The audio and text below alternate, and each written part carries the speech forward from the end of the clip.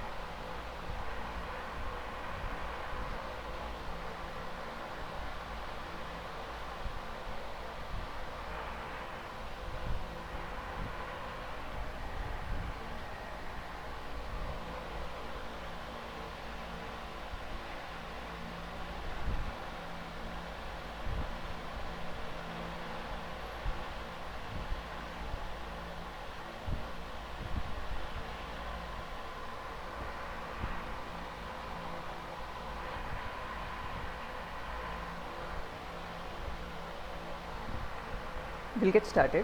Uh,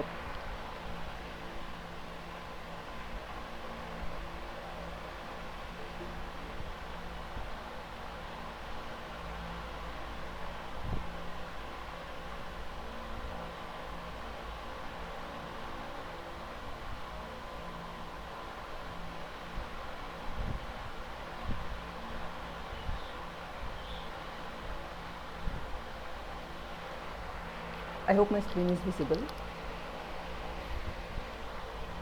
If not, let me know.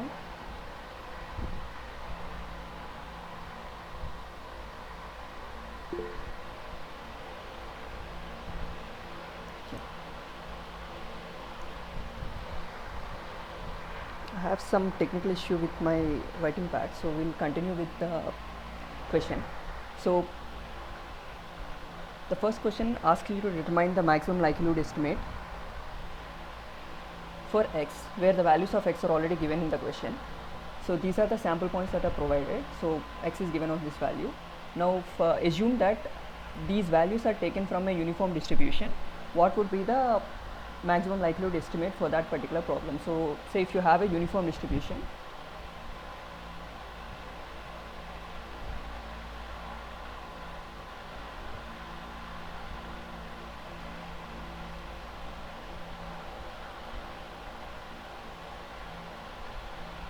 for uniform distribution my parameters are a and b.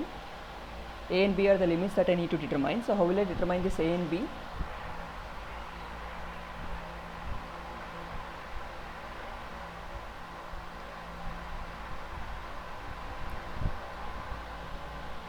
So we discussed this over last week as well.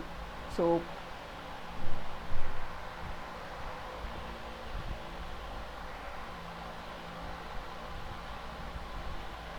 these are the parameters that I want to determine. In order to determine that, we need to come up with a likelihood estimate first. So how do I determine the likelihood?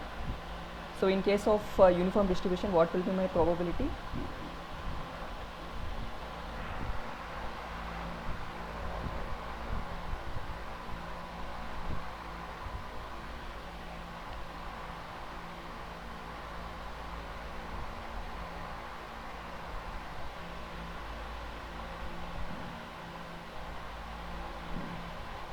So what will be my P of x?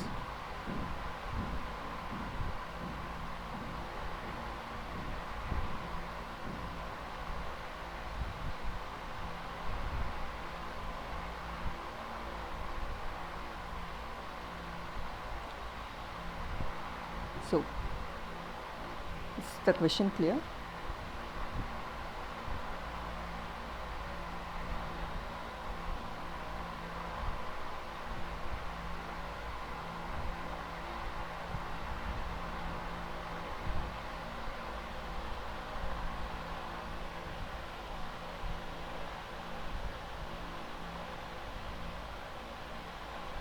.5, no, not really, right? Let's say I'm saying it is from 0 to 1. If it is 0 to 1, then half is like the expected value of it. So what will be my P of x? P of x is essentially the PDF, or 1 by b minus a. So it will be 1 by b minus a, and basically that will be my likelihood estimate. So I can write this as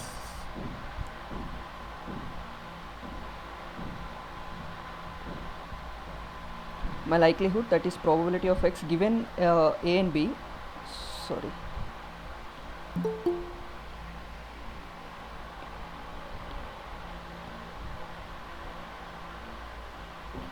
So probability of x given both a and b is essentially 1 by b minus a, and my objective is to maximize this likelihood. That is the main purpose of your maximum likelihood estimate. So if you want to determine MLE, you need to maximize this. So how do I maximize it?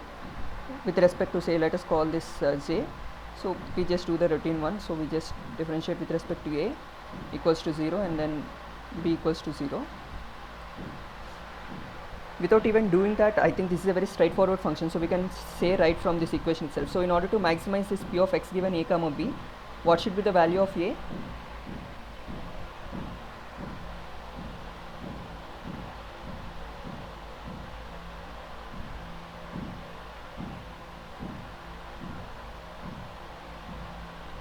So basically, if you want to maximize this, your b should be minimized and a should be maximized, or the other way around.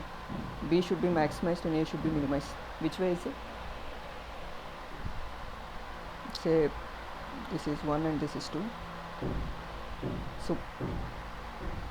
So have b in the denominator. So if you increase b, the entire quantity will be decreased. 2. So if you stick with 2, so in our particular data set, if you want to maximize the b, so essentially you have to choose a particular data point for which b will be maximized. For maximizing j, a equals to 0. Yeah, but yeah, a can be 0. What happens if a is a negative number or say positive number?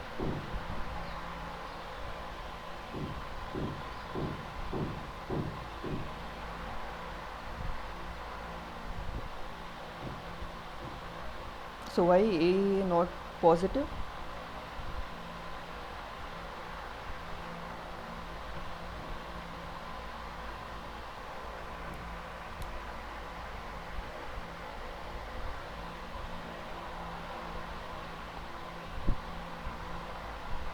So if you do the derivative from there, you wouldn't actually get much. So if you just do the derivative, it will be something like times minus 1, and then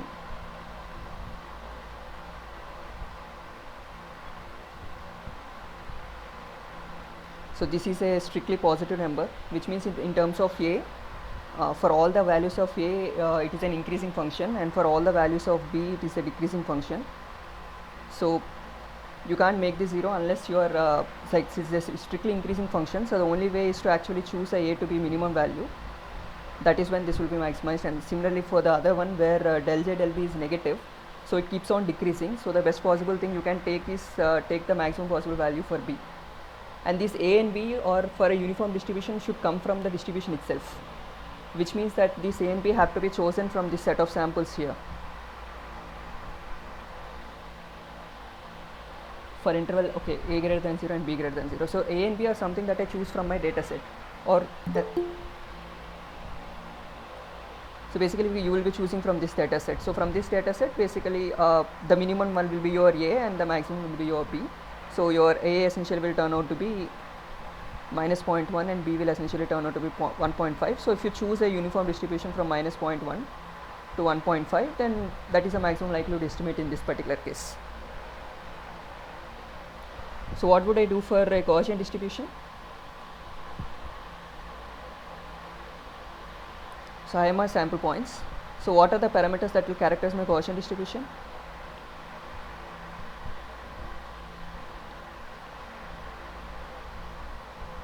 For uniform, a and b are the parameters that will be used to parameterize the distribution. For Gaussian, we have mu and sigma. This will parameterize my Gaussian distribution. So we have discussed over in the last week as well, so I'm not going through the derivation, but if you want you can go through the math. But ideally the idea here is the mu will essentially be the expected value of it, or essentially the average of this, so sigma xi by n. This will give you the mean, and what will be the value of sigma?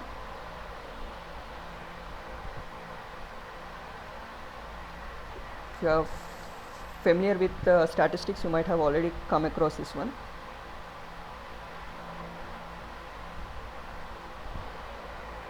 So we'll have xi minus mu whole square by n minus 1. Here is just to ensure that you have an unbiased estimator.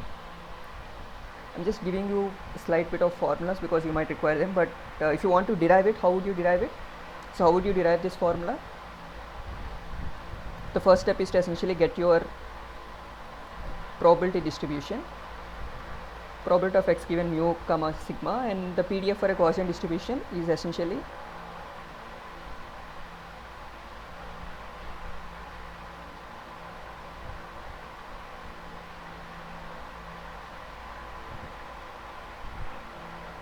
this is for one particular value of x, should be divided by n or n minus 1 in variance formula. So n dividing by n minus 1 will give you the unbiased estimator. We usually use the unbiased estimator. If you divide with n, it will be a biased one. So what is this bias is something, if you go into statistics you can get through that. Essentially what we mean is, if you take since xi is a random variable, sigma xi is going to be another random variable. So essentially mu and sigma are again new random variables.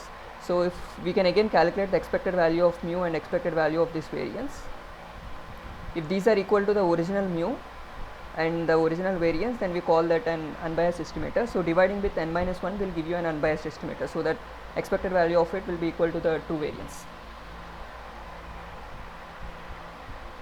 Yeah, coming back to this, so how do we calculate this maximum likelihood estimate? Is you start with the likelihood probability first, where you have this, where you have different samples xi. Here I have 5 samples, so I equal to 1 through 5. so I equal to 1 through 5, and then you have sigma and mu are the parameters that you need to estimate. So this is my probability distribution. So why I am using a pi? So essentially I am just taking product of it. So why am I doing that? So when can I do that? X is essentially something like x1, x2. Here I have 5 values. Yeah. So we are assuming that these whatever samples I have taken are independent. Only under the assumption that they are independent we can do this. So once we assume they are independent and we have this essentially boils down to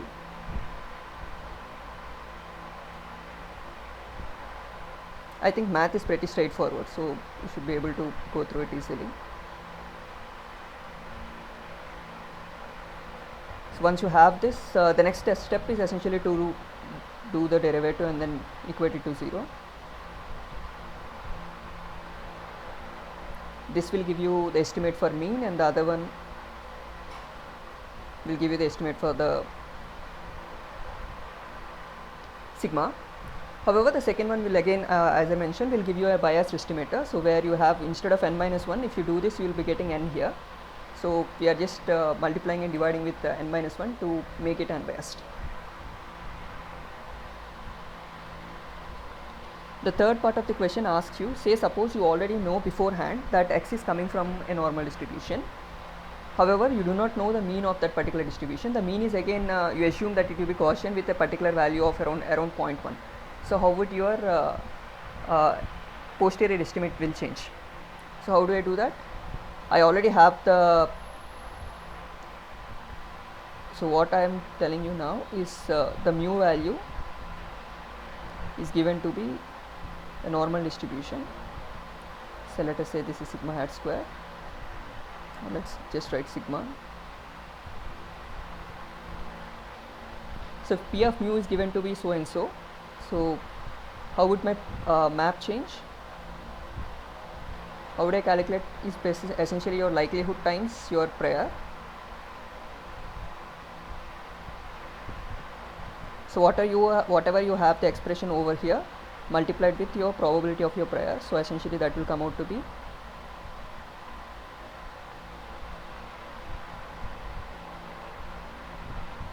so what should I write here?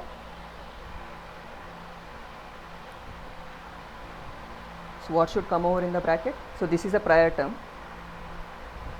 In order to calculate the posterior estimate, I need to multiply whatever my likelihood with my prior. So I am just removing the normalizing coefficient for now.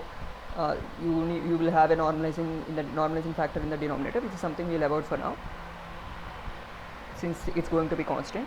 So what is the term that will come in the bracket here? So this prior is for the mean of the particular the mu we are saying. So this mu we are saying is coming from a Gaussian distribution with another mean of 0.1. So it will be mu minus 0.1 whole square. So now you take this whole expression together, and then you again apply these two derivatives, and then you calculate your estimates.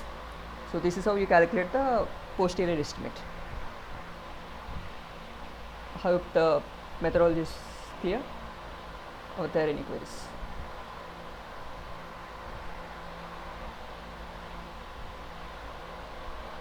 Yeah, I think it is straightforward. So it's just a little bit of math, but the problem is straightforward. Okay. This week most of the discussion is on GANs and VAEs, so we'll consider a couple of questions on GANs. So here in GAN we have an objective function. The question essentially asks you what is the ideal value for that objective function. It's like if you have a very good solver, if your neural network is working fine, and then what will be the eventual optimal value for your loss function. So essentially you have some input x and you have some noise z. Z is basically my noise. This is my real data. I am passing this set through a neural network, say just one single layer sigmoid function. So let us say it is g, and then I'll get x and z, and both of them I'll pass through my discriminator d, which does the classification. This is something like this. So here the expressions are also given. G of z is given by sigmoid of w dz. So basically I am neglecting the bias terms. and d of x is essentially again a classification point where you have sigma times wd of x, and your objective function is again given here. So this objective function, if you recollect, is very familiar to your binary cross entropy function, where you have something like p times, or maybe in this term. So if you recollect, it will be something like this.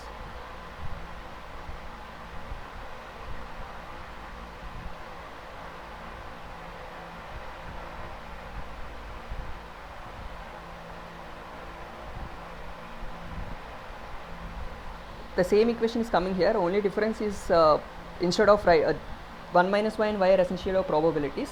So instead of writing sigma yi times ln y hat, we are just writing it as an expected value, because expected value of x is essentially sigma x times p of x. So that is essentially what we are writing here. P is again, instead of probability, we are using log probabilities. That's the only distributions, that's the only difference. So essentially it's like saying expected value of log x over x.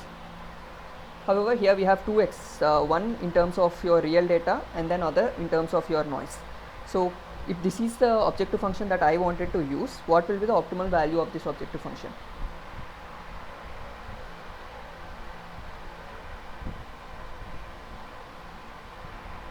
I hope the question is clear.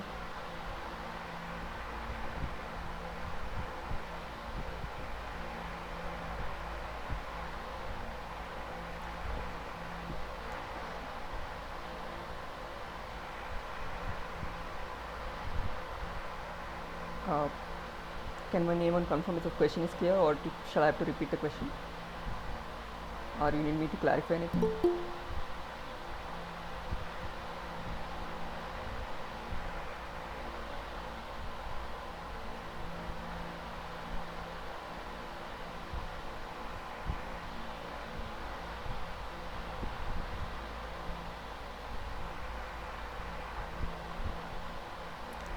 Okay, so I guess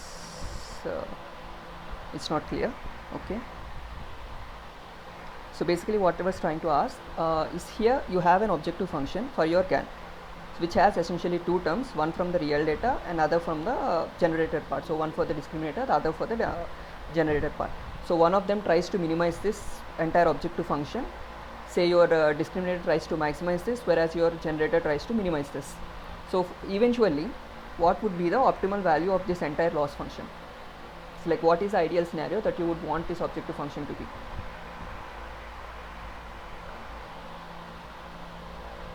Is it clear? Or maybe simply put, say you have a function like j equals y minus y hat whole square. If this is your mean square error, so what is the optimal value for your mean square error? Is ideally 0. Of course, 0 is something that you wouldn't get in practice, and if you get 0, then it is doubtful as well, because your training data can have noise, and if you are getting 0, it means you are overfitting.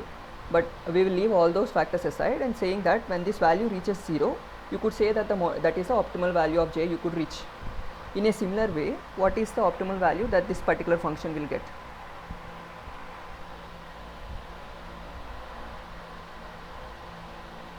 Is the question clear?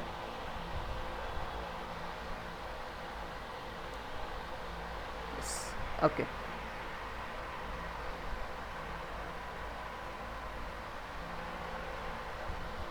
Okay, maybe let us simplify it a little bit. So what would be the ideal value for dx? So dx is essentially, it is a probability, and it will lie between 0 and 1. So when you try to maximize it, it should go to the end 1. When you try to minimize it, it should go to 0. So essentially, discriminator will try to maximize this. So d of x should go to 1 at in certain part of your training, and in the other part of the training, generator will try to minimize this one, and your d will essentially go to 0. So ideal value will be somewhere close to 0.5. So discriminator will make it close to 1, but in the next loop, generator will make it close to 0, and then as you go on and on, and eventually it will come to around half. Okay, with this, if it is close to half, then maybe with this information, can you say what would be the objective function value?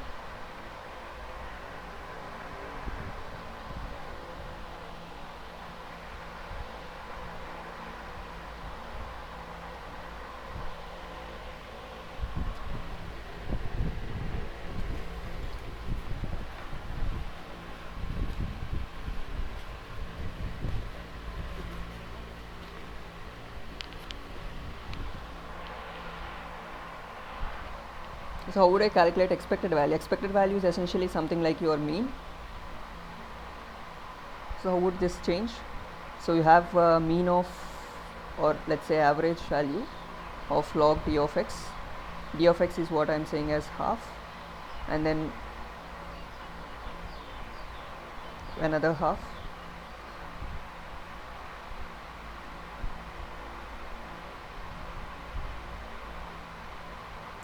Again, there is a question even in the forum, discussion forum. Basically, whenever we write log, it's always the natural logarithm, not the to the base 10 or any other ones.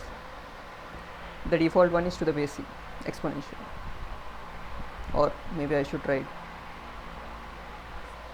so that you are familiar with that notation. Is this clear?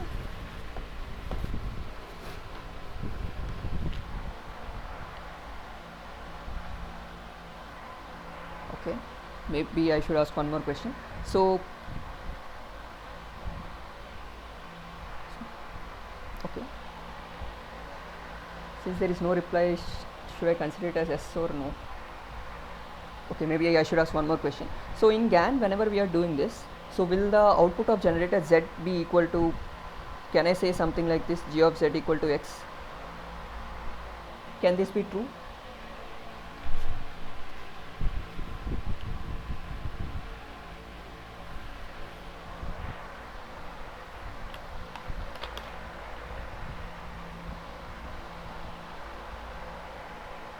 So basically z is some noise you generate from some random variables, like say you generated a uniform random distribution with some a comma b, or say between 0 comma 1, and x is your training data. So what all when I was training, like can I say that z of z will be equal to x? G is my generator. In this particular case, I told I'll use a single neural network, so you have G to be sigmoid of no bias, so you have wz times z equals to x. Can I write this?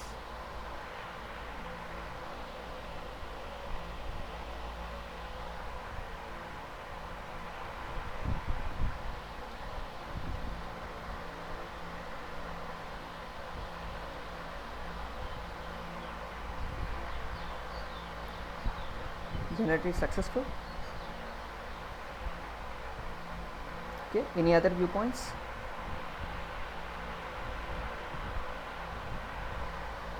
Not sure, that's what generator is trying. Yeah, just to confirm that generator is not essentially trying to make g of z equal to x. If you see the objective function, all it tries to do is it tries to minimize or say maximize the d of g of z. So essentially it tries to maximize the chances that the discriminator will kind of fail to understand that it is a fake. That's all it tries. G of z is essentially may not be equal to x. Or to put it simply, say you have z is some Gaussian distribution, say it is coming from, or say let's say uniform distribution. You are continuously sampling from this, so what you get out of the g of z will essentially be again a random variable. X is your data set. So all we are trying to do is whatever this g of z, the distribution of g of z should match with the distribution of x, not the exact values. Say you if you continuously take 5 different samples from uniform distribution, all the values will not be equal to each other, right? So all the generator tries to do is mimic the distribution of x instead of getting the actual values, and that's the reason we are not using something like this. I could have used something like this as my objective function. If I would have used this, then that is what would have happened. So it would have made the neural network inside G will essentially try to get the values of x, and that is not something we want. What we want is it to mimic the distribution of x. So we formulated a different objective function here. I hope this is clear now.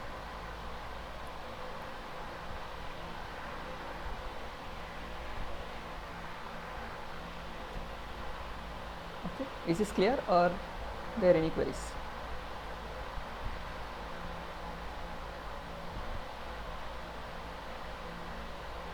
Clear. Okay. This is just to ensure that, just to reinforce, so that once you calculate the loss function, it will be much clearer to you. So x is my input. So I have 3 training data points, or essentially all of them are coming from a uniform distribution, and z has, I just generated some random variables and say I got these values 0.3, 0.3 and 0.3 is the output from the generator. Okay, let's say z is output from the generator. The discriminator is trained. How do you train the discriminator? You have your input x and then you also have your z. So maybe just to be consistent, so this is g of z, the output of my generator. So how do I train my discriminator? I'll take x, z, I combine both of them, create a new training data set, and then I'll train the discriminator just like a classification problem. It's a binary classification problem. So all it does, it will just give me ones and zeros, where 1 will correspond to saying that the image is close to real one, and 0 is for the fakes. Here I just gave some pretty neat values, so this is something that you won't get. So I am just giving it as 1, 1, 1, 0, 0. Ideally, instead of ones and zeros, you will be getting something like 0.1, 0.9, essentially some probability. You will get some value between 0 and 1, since your final layer is a sigmoid layer. Say you have something like ones and zeros, all are ones and zeros. How will I calculate my loss function?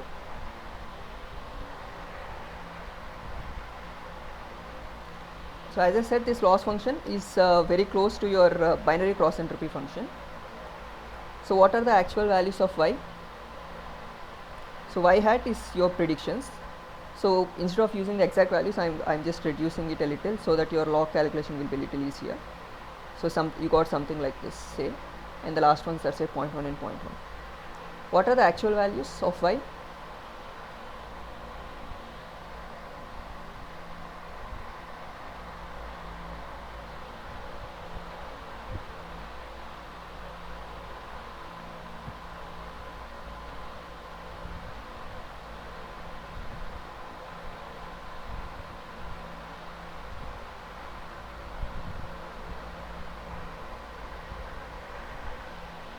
I hope the question is clear. Or so x, and then you have some noise. So from this I created g of z, and then I merged x and g of z, created a new data set, and then fed this to my discriminator d, which will essentially give me either 1 or 0. 1 is saying that it is a real image, and 0 is basically saying it is a synthetic one. This is all that I am doing. And y, the output of this d is something I am calling as y. Y is the ground truth, and y hat is the one that is predicted by the discriminator, and these are the values predicted by the discriminators. And what are the actual values for this specific problem, for the numbers I have given here? So once I know the actual values, calculation of loss function is straightforward. It is essentially sigma y actual times y hat, and then you also have the other ones.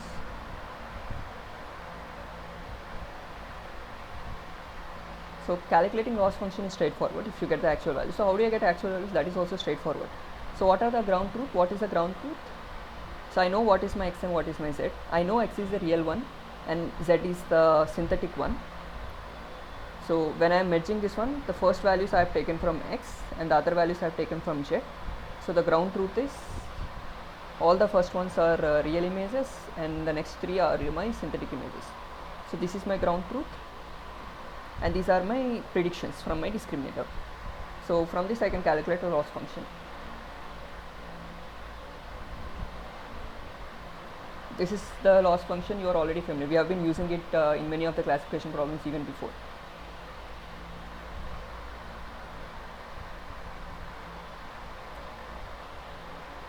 I think you can calculate from here. So I am leaving the calculation aside, but is the idea clear? Like the process? You have your x, you have your noise, and use a neural network to predict it, and from there once you have the real values, you calculate the loss function from there. Yeah, once the idea is clear, I think you should be easy to go ahead with that. Next, before actually going to variation autoencoder, so let us solve a few problems on KL divergence. So I have just given some values here. So how do I calculate KL divergence of Q to P? Is essentially, you have some query, Qi times ln Qi by Pi. So I have already given the values here, so calculating it would be straightforward. So if you can just give me, because the last question asked you to compare both of this. So what is this I refer to here is for the different values. So in this particular scenario, I have discrete values for my x. Since these are discrete values, I have discrete properties, so I can just use sigma here. If it was a continuous values, then I should be using an integration. But for now, I think we discussed this even in the last week. So the idea of using KL divergence is essentially compare two different distributions and see how close they are. It is kind of saying if you have 2 points in Euclidean space, you calculate the distance of it to see how far apart they are. Similar way, KL divergence is a metric to measure the distance between two probability distributions. So here we have 3 distributions, P, Q and R.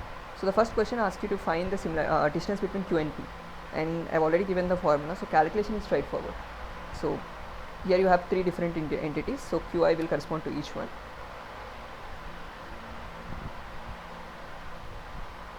So if two distributions are equal to each other, what would be the value of KL divergence?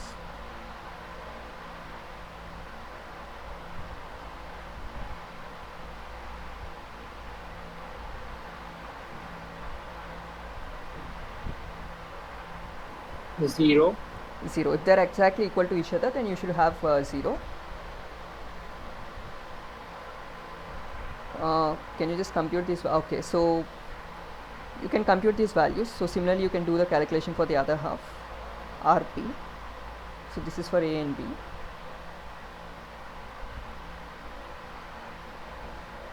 So basically, for an ideal one, we need KL divergence to be 0. Which means whichever has a lower KL value of this divergence is the one that is the better estimator. So once you calculate A and B, so if A is less than B, then your estimator is better estimator is A, or the other way around.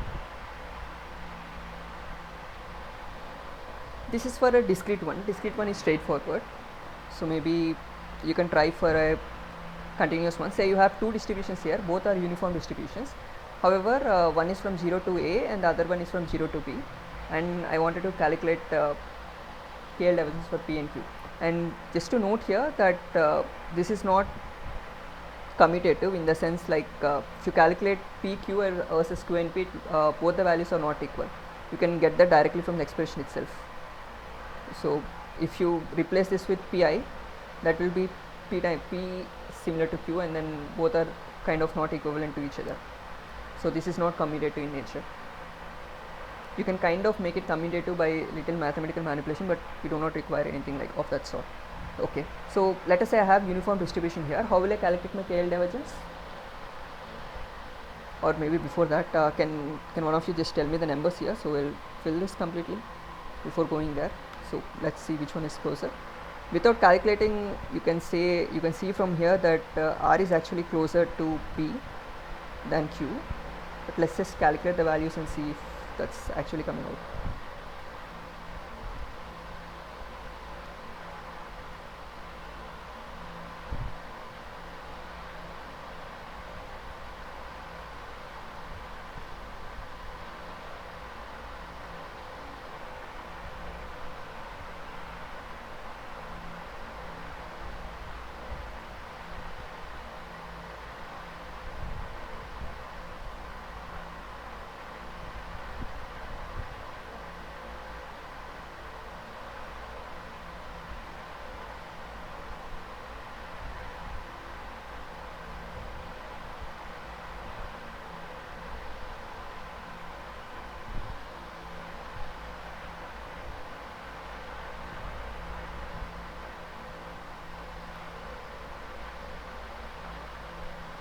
.326. How about the second one? Did any one of others did the second one?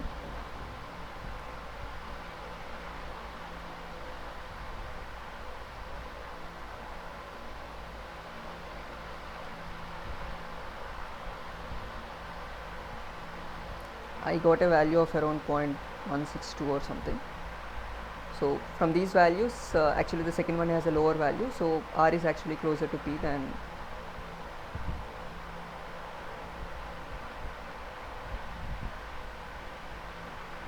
basically whichever one is closer to 0, you should be taking that particular value. Okay, so at this point maybe I should ask another question. So do you think this will always be positive? It's like I just commented saying that for an ideal one, yeah, thanks. I also got the same 0.162. So the ideal one is when you have KL divergence equal to 0, and whatever we got here are positive values. Can this actually be negative?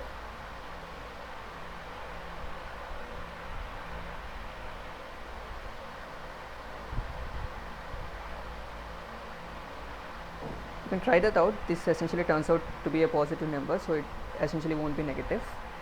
So I'm not going to derivations of it, and you might not also require the math part of it. So let's quickly go to the next problem. So the previous one was for a discrete case. Now consider the scenario when I'm having a continuous random variable. So how would I do my KL divergence here? Instead of summation, I'll replace that with an integral p of x times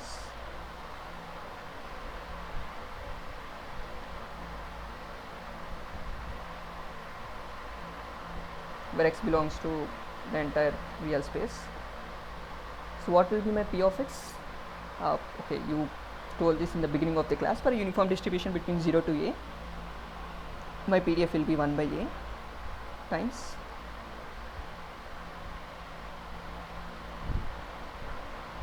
so what will be my range for x?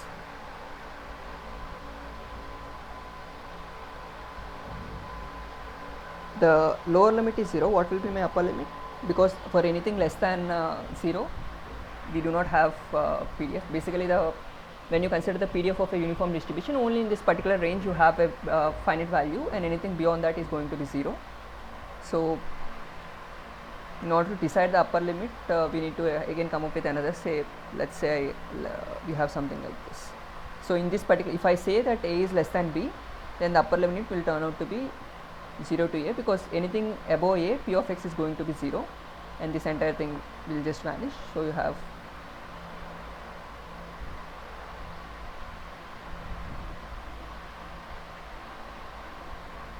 this is straightforward. So you just set ln b by a, and that will give you the KL divergence between two uniform distributions for this particular interval. So this is also straightforward.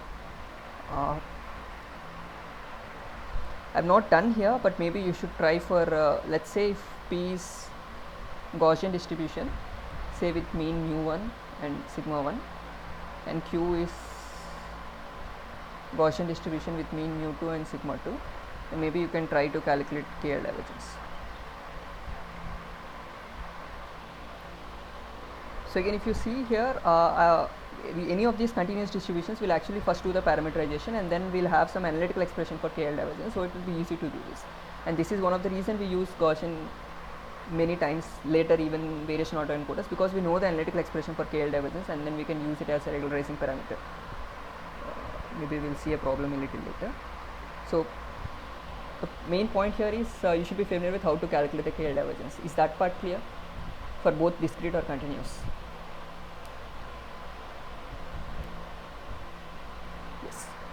Okay. The next problem is, because you have one problem in assignment, so I don't want to go through exact details of it, but how do you calculate the die score is essentially die score. Please explain again upper integral limit. Okay. So in the previous problem, so when I said that x belongs to R, x could be any number. So whenever say if a is less than b, in this particular scenario, my p of x is essentially 0 for anything greater than a and x less than 0, and it will be 1 by a for 0 to a. So if my x goes beyond the value of a in the upper limit, in that particular scenario, this left hand term will actually go to 0. So I don't that term wouldn't add up in my integration, so I just made it to be 0. So that's where you have upper limit of a.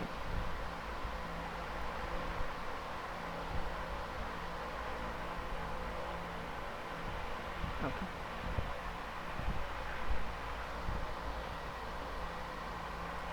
Okay.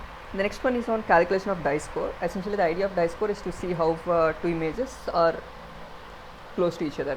Just like KL divergence, instead of two distributions, you have two images, and I want to see how close these two images are to each other. So in this particular case, I am saying that we assume that the length of the line or curve is essentially equal to the number of pixels that it has. So basically, they are proportional to each other. So this is image A and image B that you have here, A and B. So how will I calculate my die score? Okay, first, what is the formula for die-score? We essentially calculate the overlap area twice divided by total number of relevant pixels in A and B. This is an equation for it. So in A and B, what are the overlaps?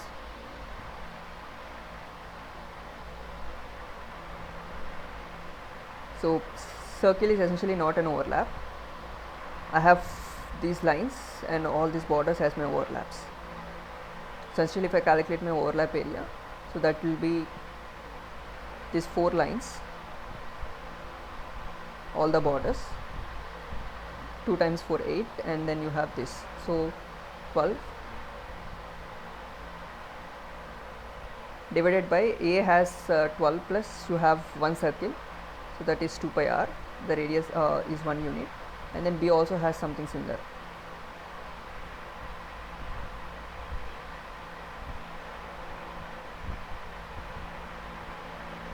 So this will give you the die-score. This is pretty straightforward. Here you all your overlap is just the lines. So if some part of the circle was actually something like this, then you need to calculate you need to add these 2 points as well into that, and then that will be your overlapping area. This is a straightforward calculation. So, and let's extend it a little further. So let us say in any of these models that we are implementing, the output of the model is actually a probability. Instead of giving you 1 or 0, instead of the binary images like this is essentially a binary image. Either you have a pixel that is white or you have a background pixel that is 0. So this is what you call a binary image, ones and zeros. Instead of that, the output of our any machine learning model which we usually have, that ends with a sigmoid layer or a softmax layer. So the output will be somewhere in between 0 and 1 instead of 0 and 1. So in such a case, if I were to calculate my die-score, okay, or say dice coefficient, I use the same formula as before.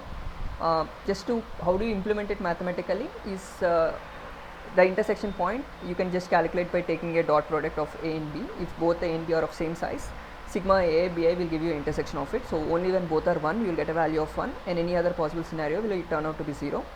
And sigma A will give you the relevant pixels, because whenever you have 0 it means it's a background one and you don't want to have it in your calculation. You only include the relevant pixels, that is sigma A and sigma Bi, and this is the expression that you will be using to calculate the dice coefficient.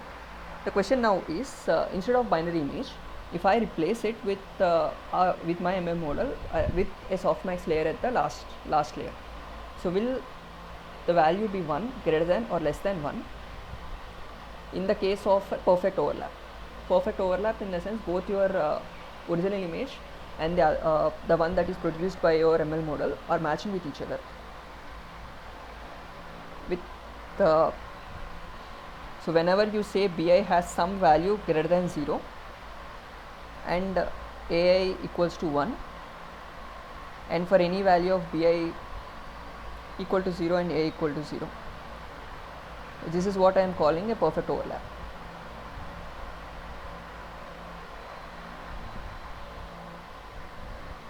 So if your model predicts any positive value, even if it is a slightly smaller value, or let's say greater than some epsilon, depending on whatever threshold you choose, I'll consider that as 1. So when we were doing logistic regression, we fixed a value of around 0.5. Whenever sigmoid value is greater than 0.5, we would consider it as 1, and whenever it's less than 0.5, we would consider it as 0. I'm just giving it a parameter again here, saying epsilon, that the threshold that you would choose. So if whenever Bi is greater than epsilon, I would consider that as 1, and then A equals to 1, and both of these happen, it means it is a perfect overlap. So if this is the scenario that I will be using, what will be the value of my dice coefficient? Will it be equal to for a perfect overlap, equal to, greater than, or less than 1?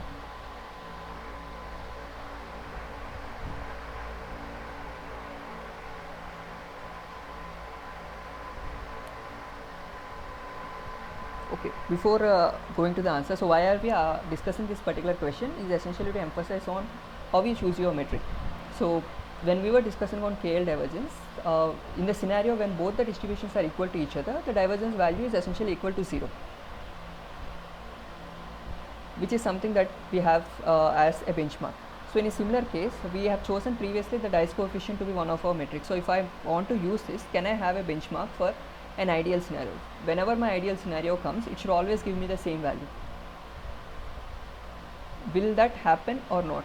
If it is not happening, then we should revise our metric in such a way that all the ideal scenarios or all the expected values should turn out to be having the same value. So what do you think will happen in this scenario if I choose this particular way? As long as you have binary values, that is just ones and zeros, and perfect overlap is happening, this entire thing will be 0, so or will be equal to 1. So if you see, sigma AI is equals to, say, out of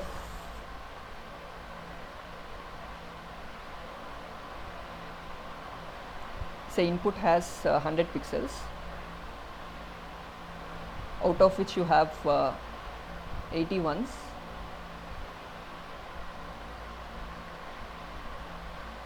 and 20 zeros.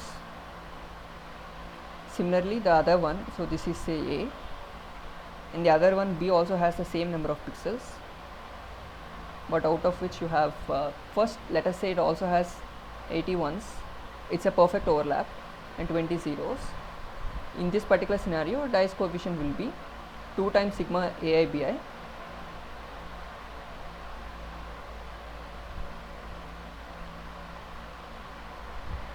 whenever A equals to 1, B will be equal to 1, and that will be 80 times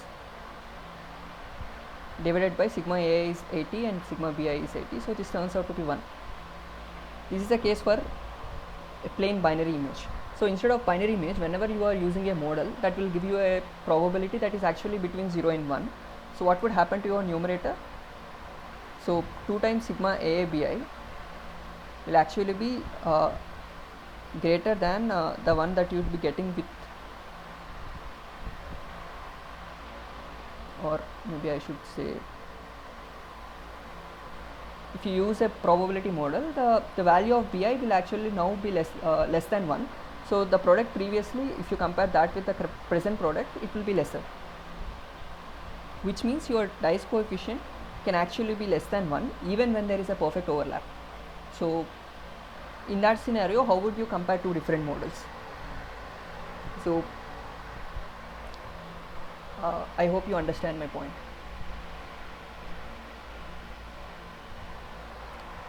So I need to somehow modify my dice coefficient in a way that scenarios, whenever there are all the scenarios with perfect overlap, should always give me a perfect value of DC equal to 1. That is how I should be changing my dice coefficient. So basically I will augment my dice coefficient. This is something we have previously also, even with gradient descent. Whenever there is some mismatch in your weights because of your imbalanced data set or something, we always used to change the way that we deal with the functions. In a similar way, we introduce a new coefficient here. So the problem here is whenever your values of BI are actually less than 1, but your AA value is still going to be 1. So all that I have to do is reduce the value of this particular coefficient, so that this term will actually be equal to this term whenever there is a perfect overlap. So just to put it mathematically, all I am saying is BI is actually 1, but AI is actually 1, but BI has a value less than 1. It will be between 0 and 1. So all I have to do is reduce the weightage for my AI. So I will multiply with some coefficient. And how will I choose this coefficient? This coefficient is chosen in such a way that the entire value will be equal to 1 when you have a perfect overlap.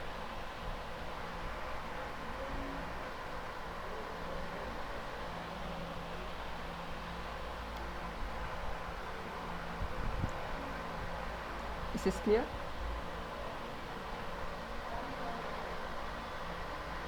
Okay. Yes. Okay. Yeah, the last part of the course discusses on variation autoencoders. So we discussed briefly about this even in the last week. So let's do some calculation here. So the total loss of any VIE consists of two components. One is the reconstruction loss.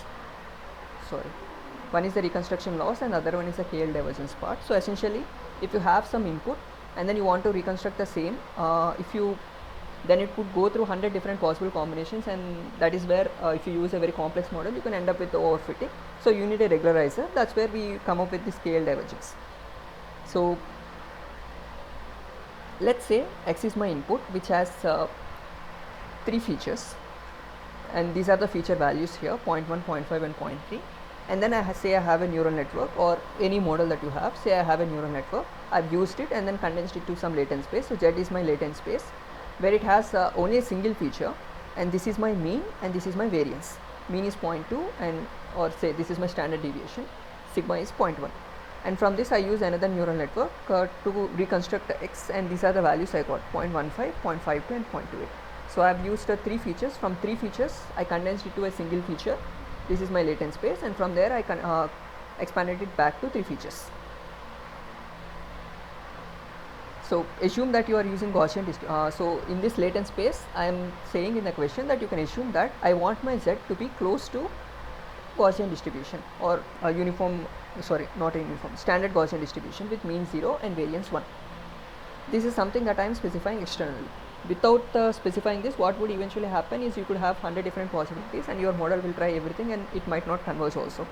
Why should I use only this or something else? We'll actually see that in the next question. But for now, let's say that I'm using this particular distribution and I want to calculate my reconstruction loss and KL divergence. Just as I mentioned before, we already know the analytical expression to calculate KL divergence when I have my Gaussian distribution. I've just given the expression here directly. You can derive it in the way I have shown before for uniform distribution. So what is the reconstruction loss? Reconstruction loss is basically mean square error with respect to what is the final one versus your original one, and KL divergence I have already given the expression here.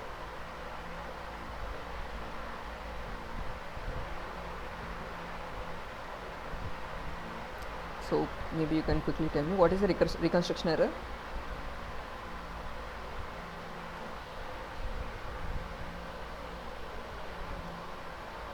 So okay, but before the calculation, is the idea clear?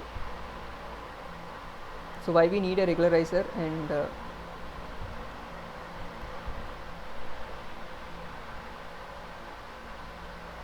so calculation is straightforward, so I'll just write down the answers.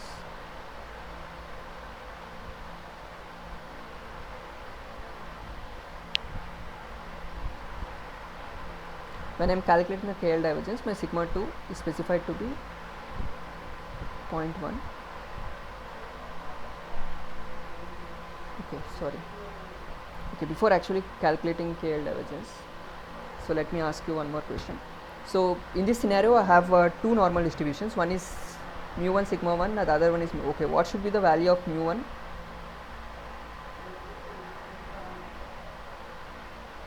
And sigma 2.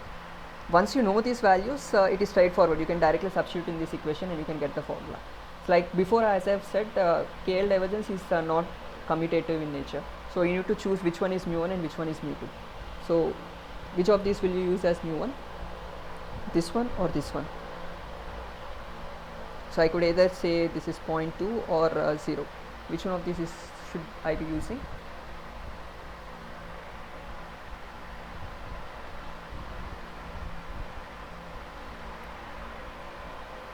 So when I am calculating KL divergence of P is similar to Q, Q is essentially my base distribution and P is the distribution that I want to compare it with. So my base is this and I want to compare it with, my base is this and I want to compare it with this particular distribution. So what is the value of mu I will be using as mu1? So let's say this is my base and this is my original one, or this is my estimate and this is my base distribution. So I want to compare how close is my estimate with my base distribution.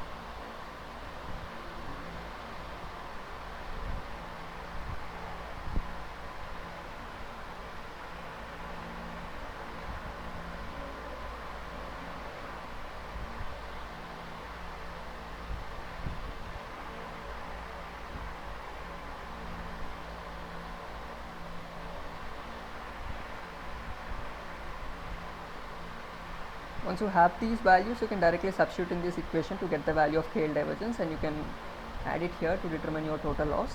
instead of actually directly doing it, you actually have another hyperparameter that decides how much weight is to give to your reconstruction error and your KL loss.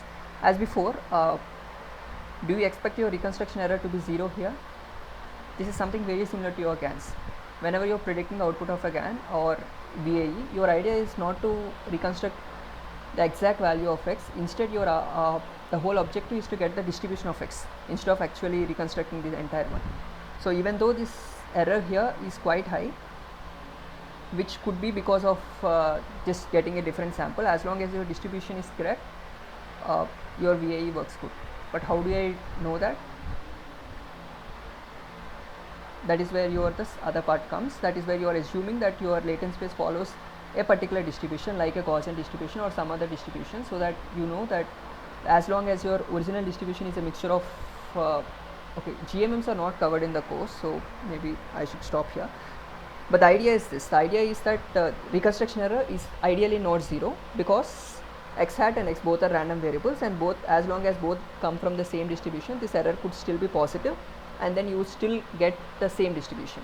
The idea is very similar to your GANs. You won't get the exact equal values, but they come from the same distribution. Now coming to the question, should I use only Gaussian distribution or Bernoulli or any of this? I think it is not discussed in the session, so I am directly giving you the answer that you could actually use any distribution. The only challenge is whichever distribution you use, you should know how to calculate the KL divergence of it. For Gaussian, we have the analytical expression with us. This is just for a single variate, but if you univariate problem, even when you have a multivariate Gaussian distribution, you have an analytical formula to calculate the KL divergence. So it will be easier to calculate your total loss, and from there you can calculate your gradients, and that's how you do your backprop.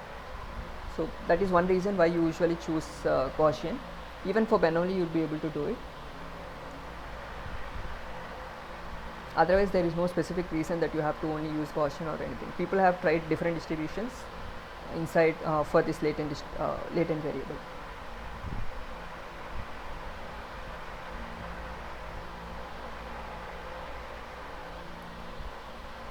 Okay, till here is everything clear? It's like we are halfway into the class, and this is the final problem I have. So are there any other queries before going to the last one?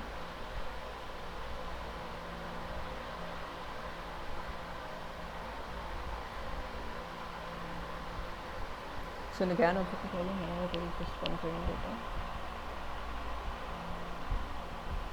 that is the optimal value you are expecting to reach to.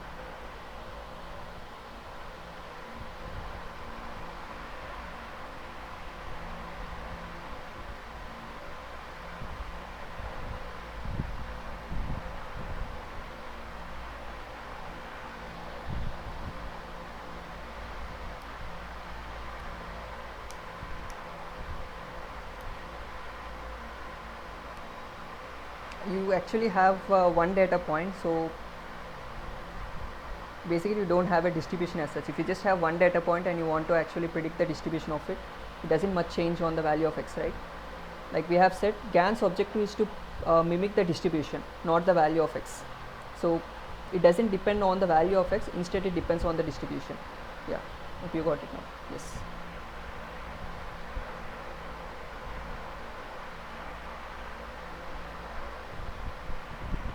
Maybe that is exactly the point that I would try to address in the last question. However, it's not in GAN, it's in autoencoders. So if I try to, okay, if there are no other queries, then you can go to the last one, last problem.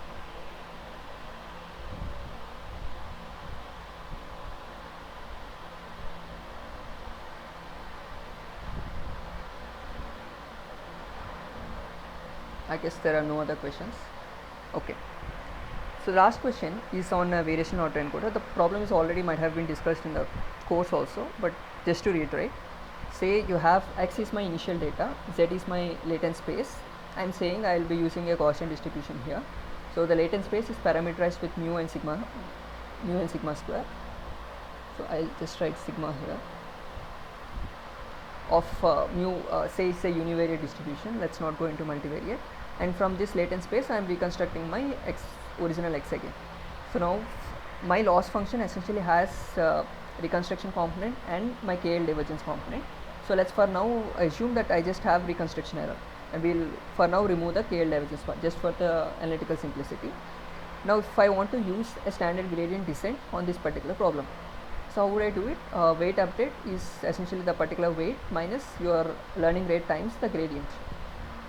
In order to calculate this gradient, first is the error term 2 times x hat minus x into g prime of, I'm just saying that whatever encoder and decoder part you have used can actually be represented with this particular ones.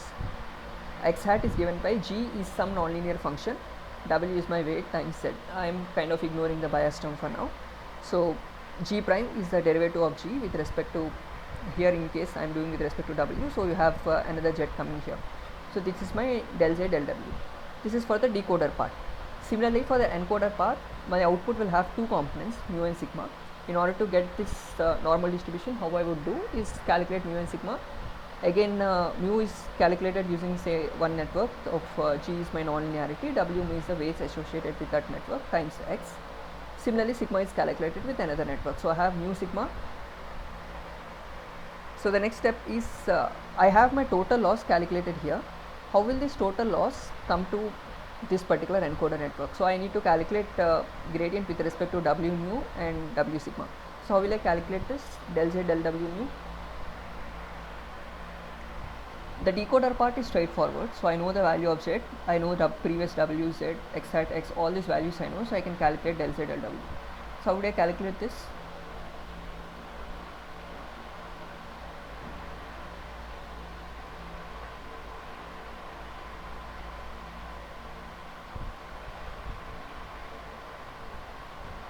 So I should have some part. I should start from x hat minus x, and then I should go to, somehow I should reach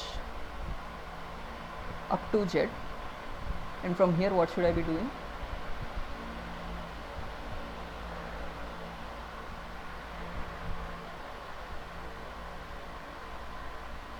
So from x hat I've reached all the way here. So now how do I back propagate my error through the encoder part?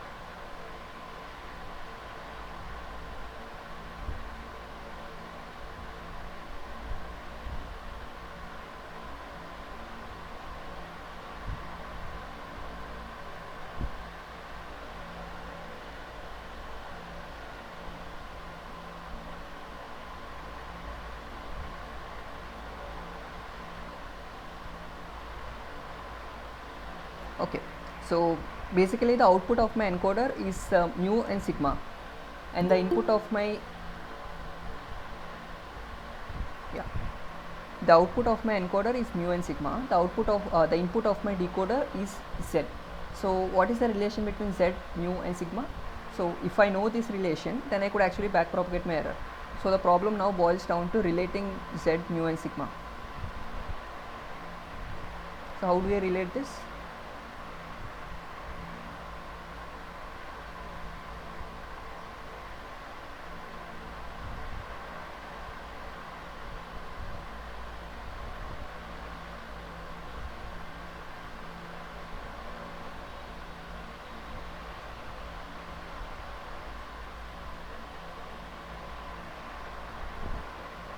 Okay, is the problem clear? Like, can you appreciate the problem that we are discussing right now? So is the question clear? Yes. Okay. Now since the question is clear, now we kind of want to discuss how you can get z when you are given the values of mu and sigma. So one possible way is if you have a random number generator with you, say if you are using random or something, you can directly give this mu and sigma and directly get the values of z. If you do something like that, what would happen is, say I can directly use some random generator. Say if you are using MATLAB, you can directly use some random generator, give the value of mu and sigma, where this mu is essentially the one that will come from your encoder part. Say this is my encoder and this is my decoder. So both of this mu and sigma will come from your encoder for a given value of x, and then use a random number generator. From them you get a value of z, and from z you can go ahead. So like your forward pass will be done. So when you want to do the backward pass, now you would have to know the relation between z and n, which is something that will be missed out completely. So what we do here is something called reparameterization trick, where this is something that you are all familiar mathematically. So if you have a Gaussian distribution, say x, or maybe let us do different variable. So say if n1 is a Gaussian distribution coming from mu sigma, and n2 is another random variable coming from 0, 1. How are these two related to each other?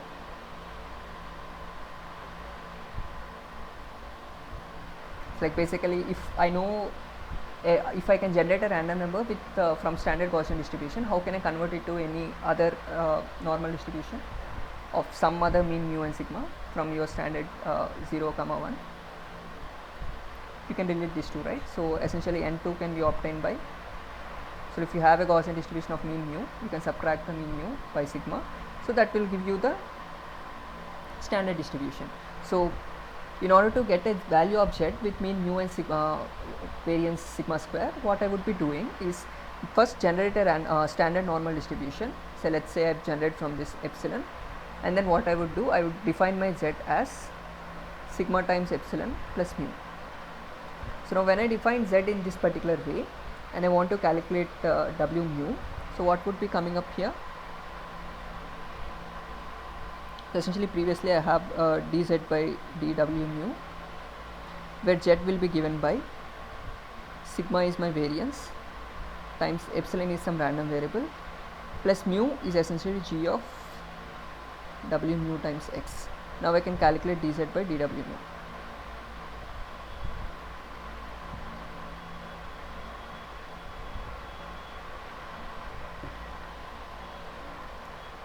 So if you directly generate a random number from mu and sigma, you wouldn't be able to do this calculation. So what we do is a little reparameterization. So epsilon is your standard Gaussian random variable, sigma and mu are your variance and mu that are predicted from your encoder network. So with this you can calculate now since you know this value, you can directly substitute that, like you know all these values, you can directly substitute that here to calculate your Jacobian value. You can calculate your gradient value. Similarly you can do for the other one.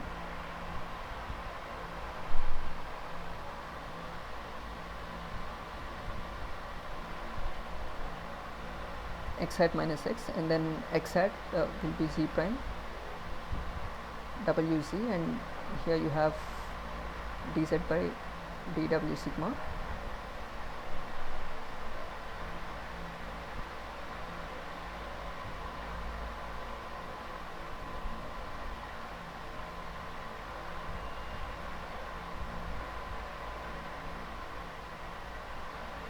So I think the idea is clear now.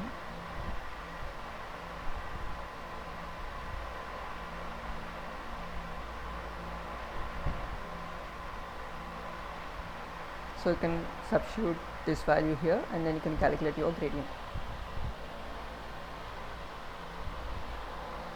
This is what they're called the reparameterization trick. This is just to ensure that your backprop can happen.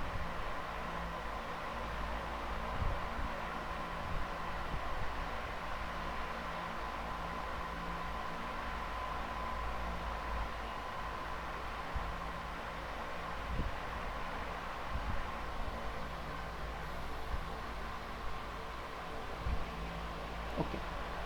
Are there any questions, or is it clear?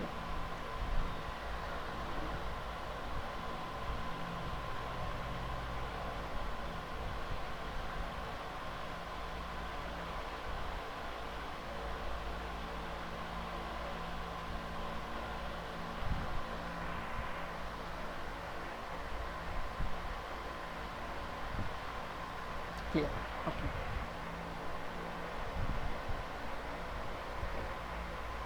So these are the questions I have from my end. Are there any other specific queries that you want me to address, or if not, I just have one more small point to discuss, but otherwise are there any other questions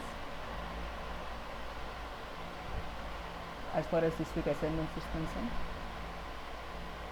Kind of discussed, I think we discussed all the points.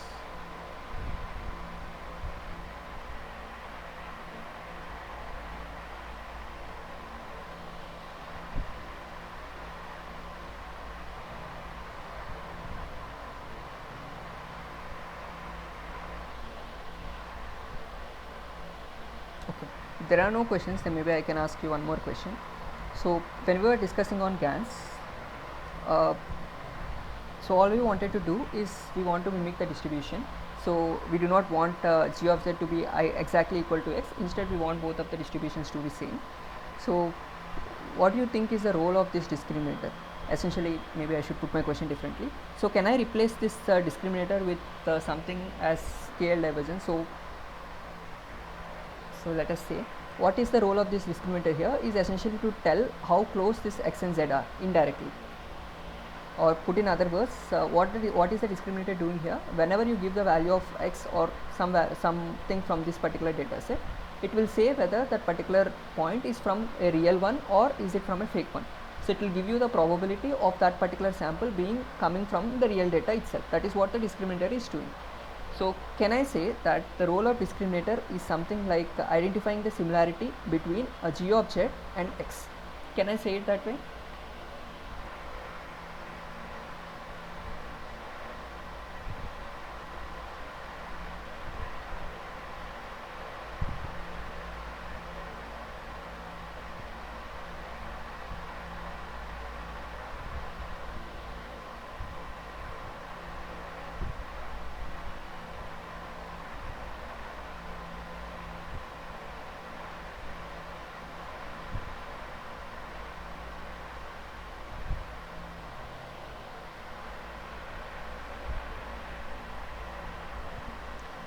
Because in the present scenario, what d of x tells you is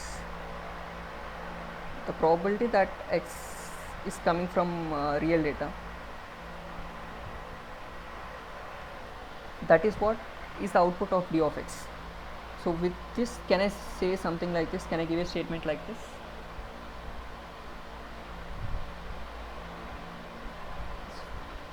Probably yes. Anyone who says no?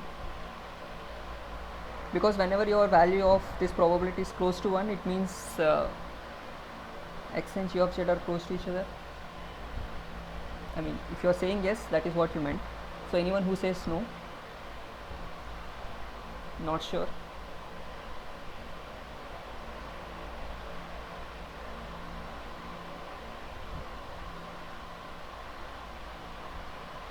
Yeah, not sure. Yeah, I know it's not sure, but okay, maybe you are more inclined to yes. So ideally, that is what we are expecting the discriminator to be. So we want the discriminator to somehow learn the metrics that will essentially help it to gauge how close x is to g of z, but that is not exactly what it does. Okay, let me ask it a slightly different way. So if let us say for now assume that the answer is yes. So now can I replace this with KL divergence? So instead of training my discriminator part, so I'll just take my generator part. So I'll just have my generator. I have my input data. So I have my some noise. So whatever I have previously. So this is what I have previously. X is my real data. Z is some noise. I pass it through my generator. So I have my g of z coming out, and I have my x coming out. So I'll have something called say something like KL divergence being calculated between these two, and I'll return that as an output. And I'll train my neural network. Yeah.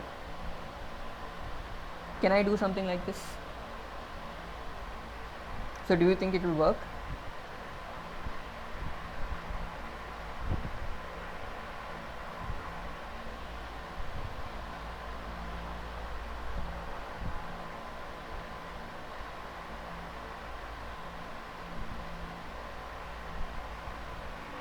What do you think the problem will be in using KL divergence here?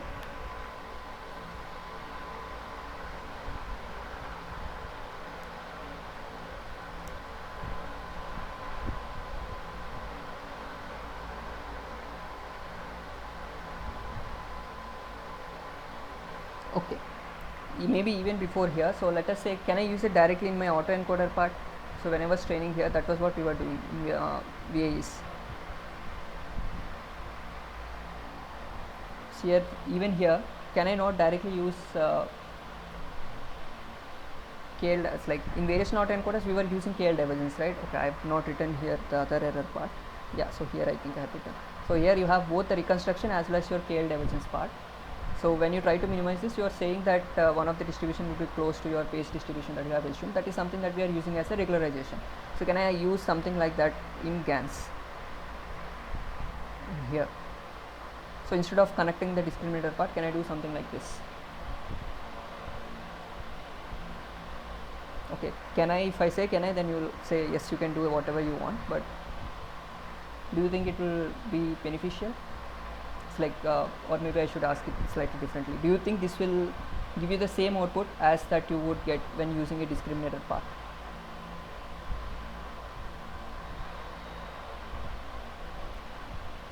I just want to start some discussion. Okay.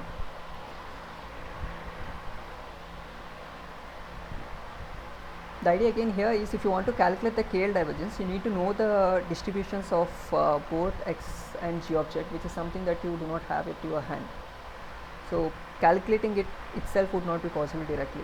In VAEs, we kind of circumvent this problem because we know one of them is coming from a Gaussian distribution, and we assume the other one to be Gaussian distribution. So we know both the distributions, so we should be able to calculate the KL divergence directly. Here you do not have that at your hand. You do not know what is the distribution of your real x. So even if you assume that x is coming from a Gaussian distribution, what about the second one? You do not know what will be the distribution of this g object, right? So calculating it would be, it's like, it's a different problem. So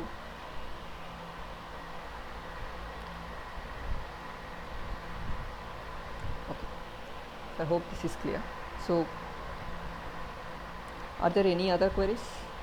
Also, KL divergence doesn't learn anything.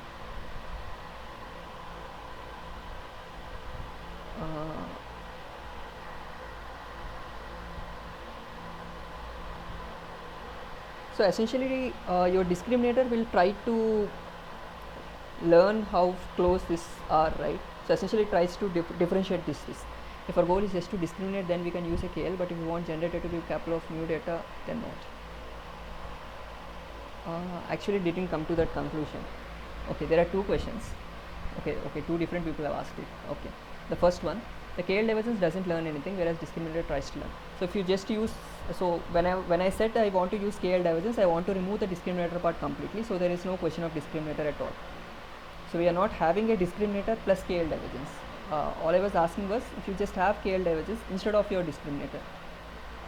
And coming to the learning part, so when you have a KL divergence and say somehow you can calculate this value, why do you think it wouldn't learn? Because the learning parameters are inside your G. This is where you are having your neural network. And your KL divergence, inside you have something like, say if you are having some discrete ones, so all you have is something like this. Say you have access to this Qi somehow, and you also have access to Pi somehow, where this Pi is your distribution that you got from your model. So this Pi will be some activation function times W times your input, something like this. By Qi is your base distribution. Let's say you know the value of this for that particular value of x. So whatever value of x I have chosen, for that, if I know the value of q, and then when I do my gradient descent, would I be not able to calculate this W from there? Like, it should be possible, right? The only problem is I do not have the values of this. If I have access to these values, then I should be able to calculate, right? In principle.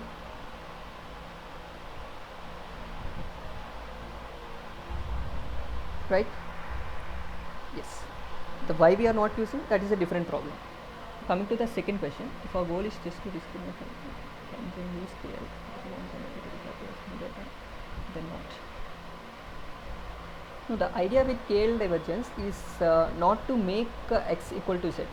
So even if you use KL divergence, even in your autoencoders, when you are using KL divergence as your regularization parameter, what it does is to ensure that the mu and sigma that you get in your latent space will be equal to the standard normal distribution or whatever distribution you are using. It doesn't make x exactly equal to z. It will ensure that it comes from the same distribution. So that is the whole idea with KL divergence. It only measures the difference between two distributions. It doesn't actually match the values. it just take the frequencies. So when you consider probabilities here, it only considers the frequencies of those values. It's like how many times that particular value x occurred for a discrete case.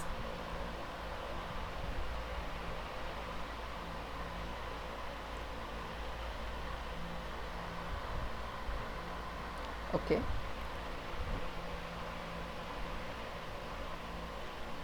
Are there any other questions, or if not, then maybe I can ask one more.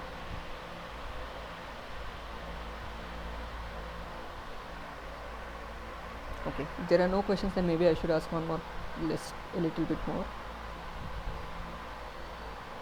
Let's say you have an image.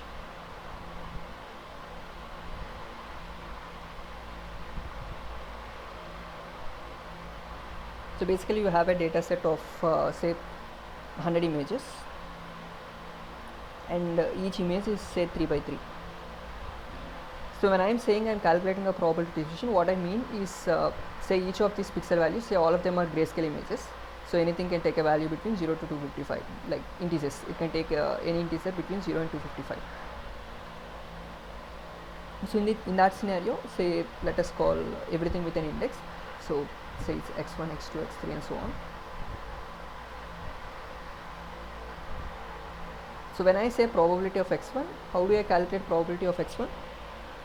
Being some particular value. So x1 can actually take values between 0 and 255,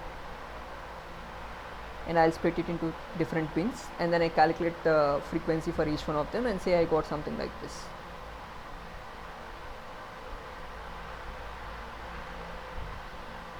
Similarly, I do for all other values of xi. So I'll have 9 xi's, and I'll do this for all the values. So this is what I got the distribution for each one of them. So when I am using GAN, so I would expect that whenever it generates a new image, it should sample from this particular value of x1. This is all that I am expecting the output from a GAN. It doesn't actually give you the value of x1 by doing some mean or something. So this is clear so far. So now people have been using GANs, say for I'm not sure if you're, have you heard of this term called super resolution?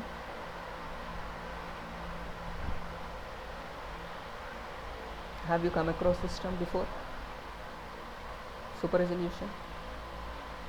Okay, if not, the idea here is if you have some blurred image and you want to kind of like the ones they show in movies, so you have some blurred image and then they do some processing, and then you suddenly get some high quality, like a high resolution image.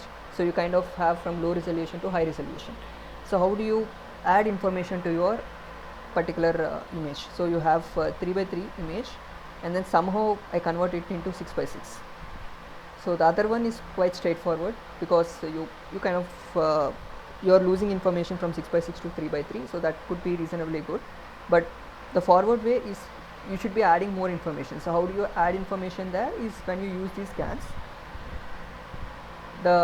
If you know the distribution, that underlying distribution, so from you kind of generate more data from this distribution. So now the question is, say I have my training data set of 100 images, I am calling this as my x, and from this if I generate a new sample x prime, that is that will definitely not be from this 100, and say I generate 100 new samples from this x. Now what I would like to do is use both of this, combine them to produce a new data set y, and use this again to train the same GAN with, say now you have 200 images, and then now I'll use it again to kind of generate 200 more samples, and then train it again and again. So do you think the performance of the GAN will actually increase by doing something like this?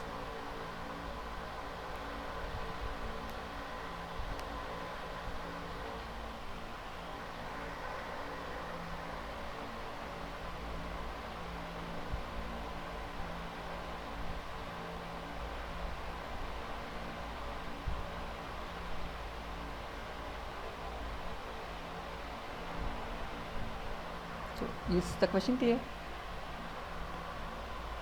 Yeah, I guess it will, but not forever. Okay, your intuition says that this cannot happen continuously. Okay, so because I have seen a question in the discussion forum as well, so I just want to highlight it here.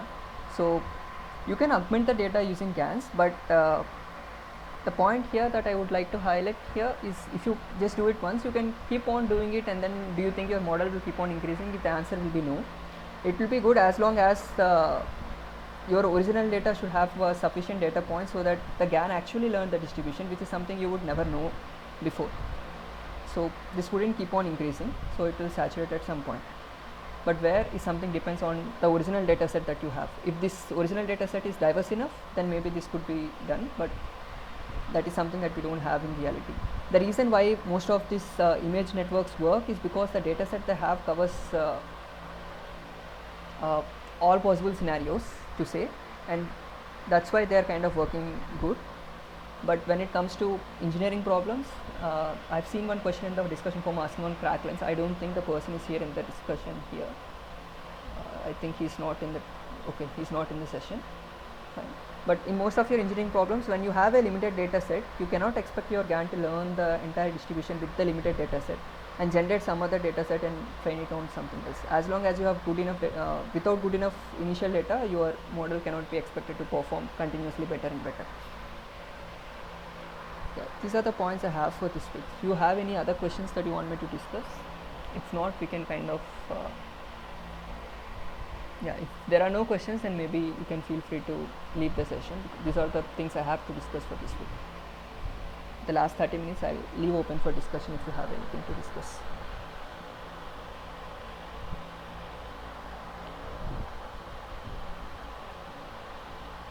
Yeah, sure. CFD example. Yeah, I do not have an example right now, but we'll discuss in the next week probably. It's like you CFD example in the sense you want intuitive one, or you want actually to see a code or something, because week 12 actually has a problem. Here what I am, hello, my name is Ravi. Hi. Am I audible? Yes, yes, you are audible. Okay.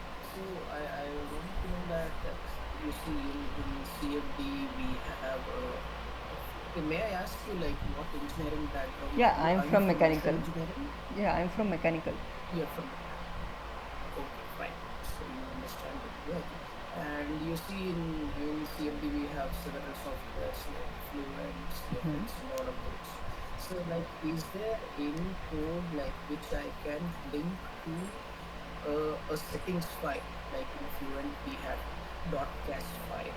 I link to that and using this code some kind of optimization. Like for a simple case, if I take like flow over a cylinder, vortices that are being shed, or flow over a streamlined flow over an aerofoil section, or any of those as simple as that, or something on the turbo machinery like performance of, So basically you want to improve your solver, or you want to work on something else. right, optimize the design kind of intuitively. Okay, I'm not aware of any software that does that completely automatically, but maybe you can try to write your own course. But people have been using pins. If you are aware of pins, is something that you are already aware of, right? FIMS? No. Physics informed neural networks. No. So basically they are a class of problems where your governing equations, say essentially you have a Navier-Stokes equation. So in any of your finite element or finite volume method, you discretize and then solve them, right? So essentially you discretize the mesh and then you do it at the mesh point. So what the idea here is, instead of discretizing, you will assume that the solution is actually a neural network. The solution of your velocity is essentially approximated with some neural network, and then you try to determine the parameters of this by solving the governing equations directly. The problem with such methods is they are actually much slower than the current methods. So people don't actually use them directly. But if you want to kind of integrate both of them, then maybe it could actually be faster. But there are some works on the literature, maybe, but I haven't seen the one that you were asking, specifically linking the code directly to Fluent. I have not seen. This commercial software, so linking no way that, for example, I will do for around 10 design points. Yes. Like for an impeller of a car, 10 design points Oh, or 20 okay. design points. Okay. I will give a performance curve. And Okay, that I have to seen. augment this 20 to 100. So is there a way? Yeah, people do that actually. They actually develop a surrogate model before, with a fewer sample points, and then use a surrogate model for your further optimization purposes. Right. That Any is what people have example already can tried you it. share? Okay, maybe I'll share. I'll share in the discussion forum directly then. Maybe there might be other people also who might Even actually in the need it. discussion forum, I have asked for, like in one of my emails, I asked like, please Okay, share any I'll speak with CFD the example. because we don't actually share directly, so we actually follow a protocol. So I'll inform the concerned person, and then I'll update that. Or maybe we'll take up a small problem in Or the I last session. Last in the sense on 14th we'll have an extra session. or can I email you? Can I email you Yeah, if you sure. are okay with? My mail ID is just Can the you one put it here. Yeah, I'll in just put in the chat box.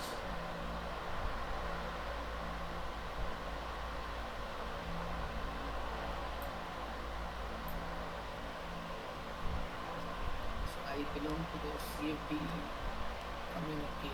So hence I was thinking as how my learning of the past 3 or 4 months enhanced the way I work. Sure. People have used surrogate models, but the one you are okay, GANs I have not seen, but you have heard of the super resolution before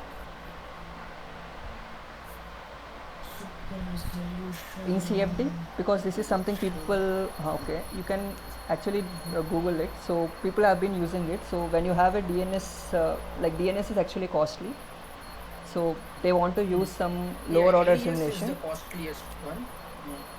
After LES you have DNS, right, direct numerical simulation, where you don't use Right, any right, approximations. correct.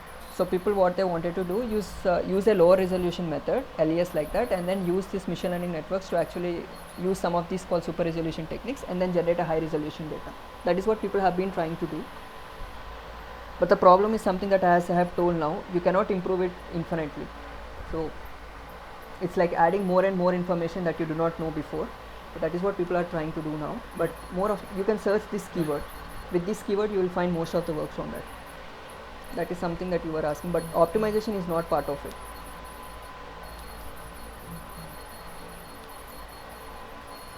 You can So mail me, I'll send you. augmentation is a part of it. Yeah, you can just send me a mail, I'll send you some reference papers. Can you put your email ID here? I kept, yeah, I put it in the chat box. Is it? Yeah, here I got it. And one last question, like the exam dates are all finalized, Yes, right? yes. So are we going to get a hall ticket to our address or an email? How is it? I think you'll get an email, but I'm not sure about the exam process, but mostly you'll get an email. You don't worry about that, they'll give all of that beforehand itself. It will be an online exam, so I think they'll send you a hall ticket on mail. So online means I have to go to the center, right? Anyway? Yeah, for exam you have to go to the center and write the exam. Yeah. So here we have, they asked us to choose 3 different centers. So how do I know, like here whichever city I am and nearby close locations, couple of centers I have chosen. Now how do I know like which center I can go and write, and even the center address also I don't know as of now. It's Oh, not there in the website. okay. Maybe you can write that in the discussion. I think this might be a problem for many others as well. I'll also speak with them to actually send a mail on this. Or am I not looking at the right space in the website, because I'm looking for examform.nptl.ac.in. Yeah, Can actually I share I my screen? yeah, you can share, but actually I don't have info on this because Not I'm not aware of from it. I'm not from the admin part of NPTL, so they actually organize on that. So maybe you can put this in the Okay, discussion I'll put forum. out my I'll questions in the forum. Yeah, I'll also push them from my side. And one other thing, any previously solved exam papers or No, it is something already which we discussed. can get? No, most of the questions will be from around 50% will be from the assignments that you have solved. The pattern is also going to be very similar to your assignments. It will be MCQ. Close to 50% will actually be the same questions that are asked in assignments.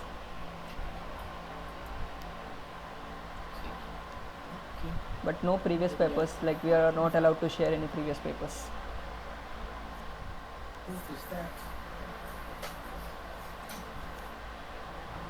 Yeah, someone else is saying even they didn't get any forwards. Yes, I think it's not Yeah, announced okay, yet. fine. Okay. Yeah. Yes. Yeah, thanks. Okay.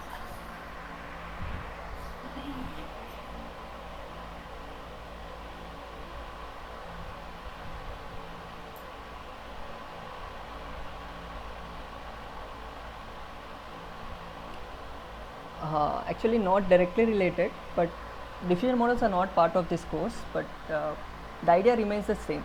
The only difference is like in diffusion models you try to parameterize the entire Markov chain. So I don't want to go there, but so you basically have two problems. One is to get the distribution, the other one is to actually sample from the distribution. So in this process, whenever you are using a GAN, your neural network kind of does it automatically for you. So in diffusion models you actually want to do it separately, but both of them are generative models. Another principal difference that I want to highlight here is the way you are training this model is something different in both of these. So in GANs you actually use something called adversarial training, where you want to actually have two neural networks competing with each other. So that is where you have this minimax problem. One neural network tries to maximize the objective function, the other one tries to minimize the objective function. Diffusion models doesn't follow this kind of pattern, but the idea remains the same. You essentially want to get the distribution of your original data set.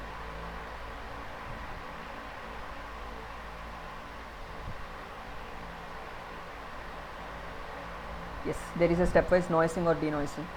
So you start with like here, if you see in generator we have the input is a noise and then it directly gives you the final output.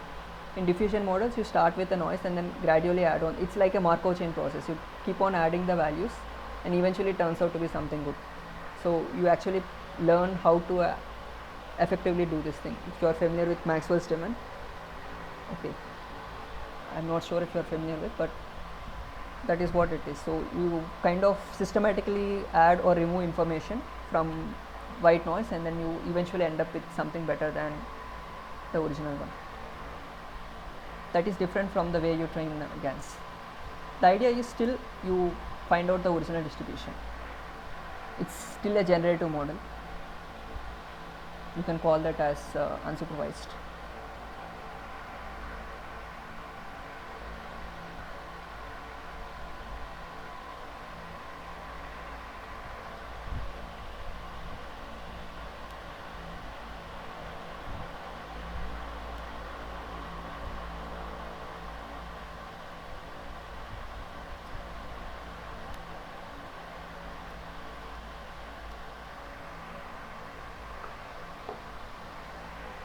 Okay, that's it from my end.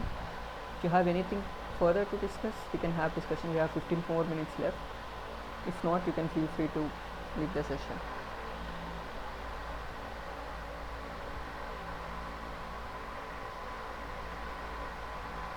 And regarding CFD, we can actually discuss one problem, because one of you is actually asking on pins as well.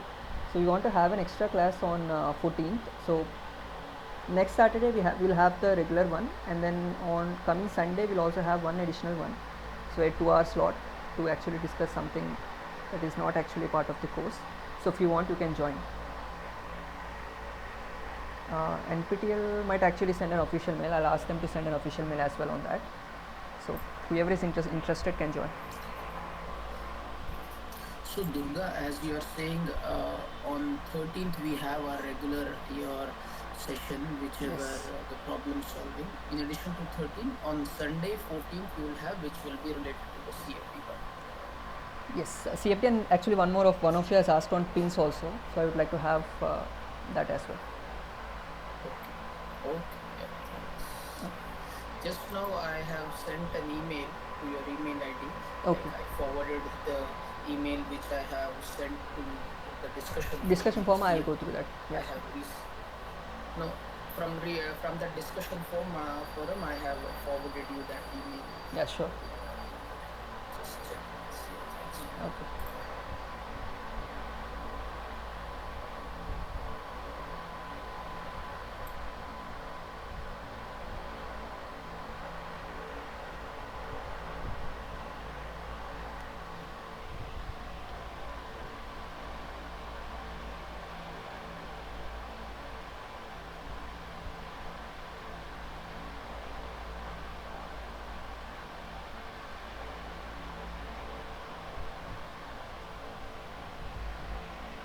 I guess there are no further questions. Okay, and we will conclude for today. Thank you all for joining.